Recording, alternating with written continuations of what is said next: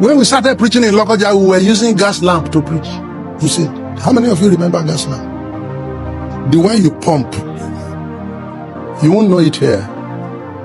And since you don't know it, may you never know it. But you can't know it again. It's gone. Somebody carried the lamp on his head and climbed table.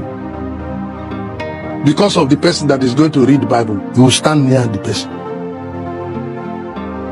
And if the kerosene is going down, you pump it on the head of the man. You told him, then you be pumping the thing on top of his head. Put your head correct because you pump it. And one day, the kerosene was reducing and the light of the lamp was going down.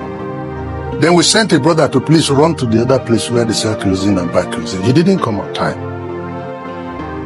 He got there, they said the woman went out, but he didn't go fast, so the brother stayed for the woman to arrive and bring kerosene.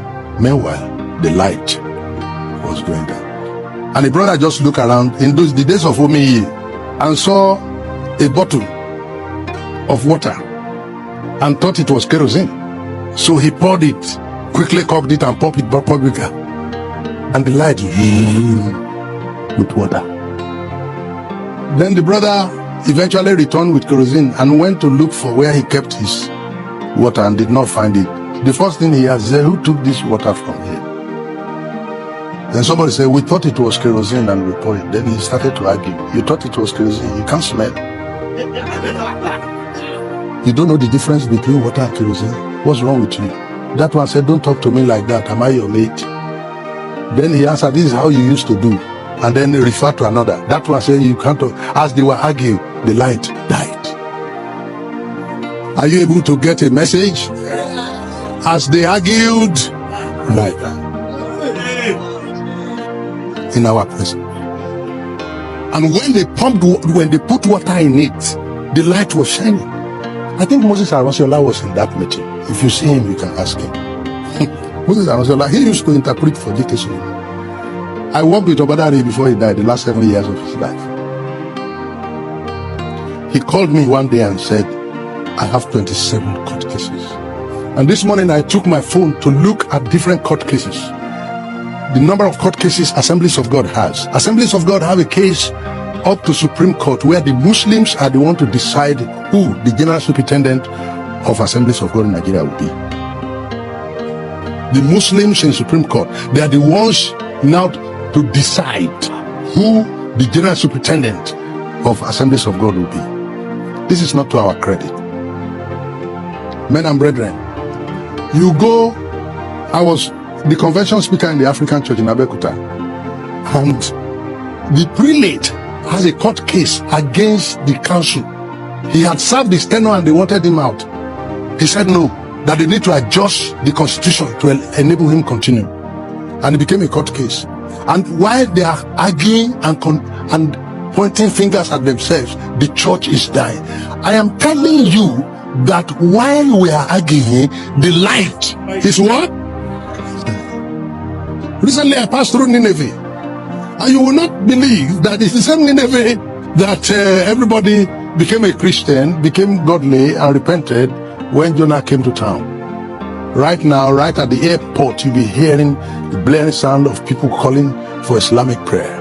You go to Nineveh today, there's no church. While we are arguing, the light. You are supposed to know that the president of North America, Libya, they were Christians. Mauritania, Morocco, they were all Christians. The whole country were 100% Christians. Turkey, Constantinople, they were all Christians, 100%. But when we came to a point when we're arguing about Holy Communion, we're arguing about baptism, we're arguing about the sacraments, the light. Meanwhile, the darkness we met on ground is still there, and they are multiplying their own intensity. But our own light, even if it were a candlelight, if only we're able to even sustain that, light is light. But even our light, so small, is going out. And what we have now is relics of Christianity and the history of its practice. And that's what we are announcing and priding ourselves in. Recently, the former Vice Chancellor had been awarded the license to start Ifa University in Nigeria. Abi? Some of you know. Yeah. And has approached the Nigerian Universities Commission, and they have given him license to start Ifa University in the same Southwest where we pride ourselves. Very soon he will start the university in Southwest. Yoruba children will be his first graduates. And what we are going to see is the setting up of Ifa temples all around. So people go to church on Sunday. That's how they will also be going to the Ifa temples to worship. This is where we're heading. As we argued the light.